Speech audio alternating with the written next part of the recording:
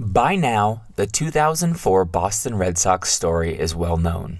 86 years with no world title, the rival New York Yankees up 3-0. No team had ever come back from a 3-0 deficit in a best-of-7 series. Until the Red Sox did.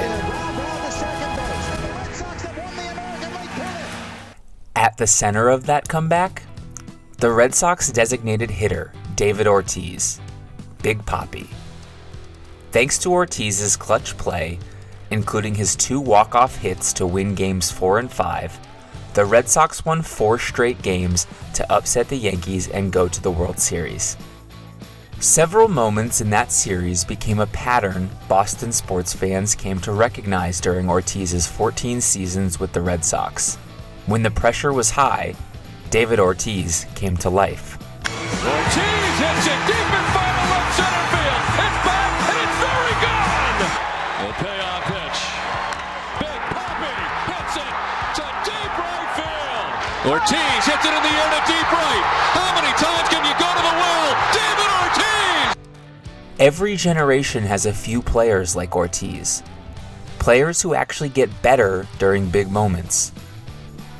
This comes down to appraisal.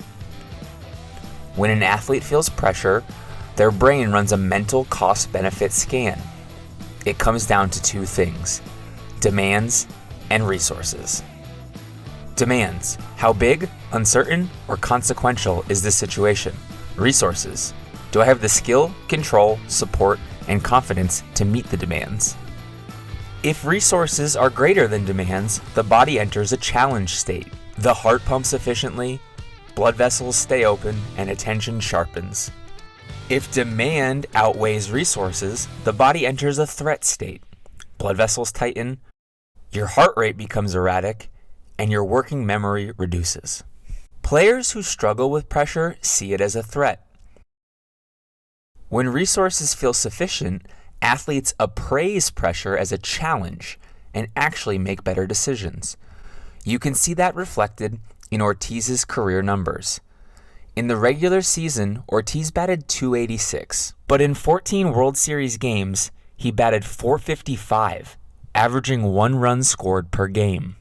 During his career, Ortiz tallied 23 career walk-off hits. Game 4 and Game 5 of the 2004 ALCS are perhaps the most famous, but he also hit a game-tying 8th-inning grand slam against the Tigers in the 2013 ALCS. A home run that shifted the series for Boston, who once again went on to win the World Series. Bases loaded. 2 out.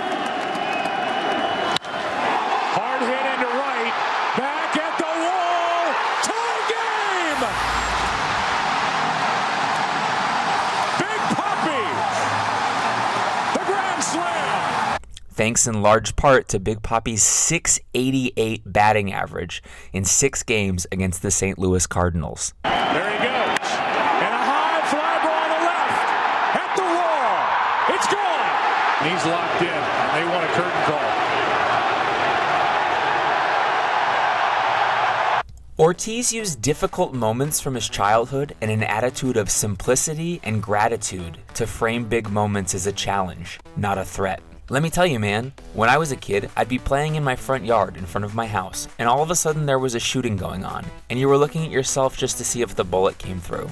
So to me, big at-bats are like being in heaven. To me, I think I went through the worst in my life already. I'm not gonna lie to you, sometimes the pressure wants to take over. I love the situation where everyone gets the chills.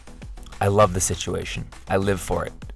I look forward to facing those situations because I know how hard it is to come through. After the first pitch, I just try to go about my business. The more pressure you put on yourself, the worse it can get. Psychology's individual zones of optimal functioning, or IZOF, is another way to shed light on Ortiz's clutch play. IZOF states each individual athlete has a personal optimal emotional arousal window for best performance. Ortiz, like any great player who performs under pressure, knew his optimal zone and operated within it during big moments. Ortiz famously worked slow in the batter's box. Between each pitch, he stepped out, took a breath to steady his heart rate, and thought for a moment about the next pitch. In fact, he got upset when baseball implemented rules in 2015 to speed up the game. He argued rushing hitters removes time to think, i.e., it disrupts his pre-pitch regulation routine. David's emphasis on maintaining a tight routine before each pitch is textbook eyes off. Staying within his routine, he could normalize a big moment by maintaining a tight focus. This brings up another point about pressure. In baseball, the term choking is often used to describe poor performance, particularly in big moments. Players overthink, over-monitor mechanics, or become so focused on controlling different variables that they lose the resources they need to perform. David's slow, repeatable pitch routine plus simple hitting cues, think time to decide, see it, drive it, reduced the risk of choking symptoms, things like spiraling self-talk or an overemphasis on the score of the game.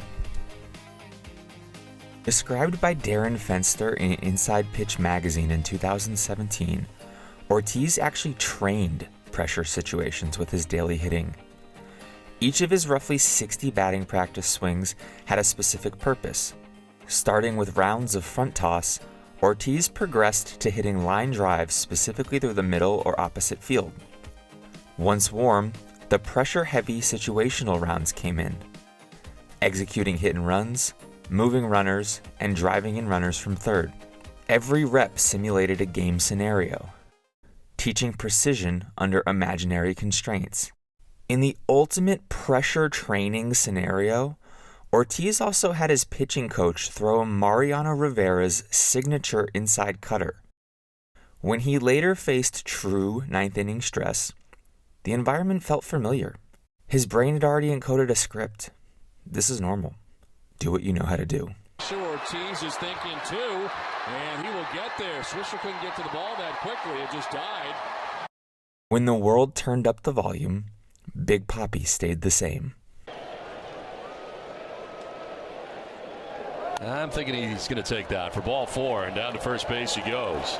There's a few steps out of the box on the way in. Yeah, he knows that they didn't want to pitch to him.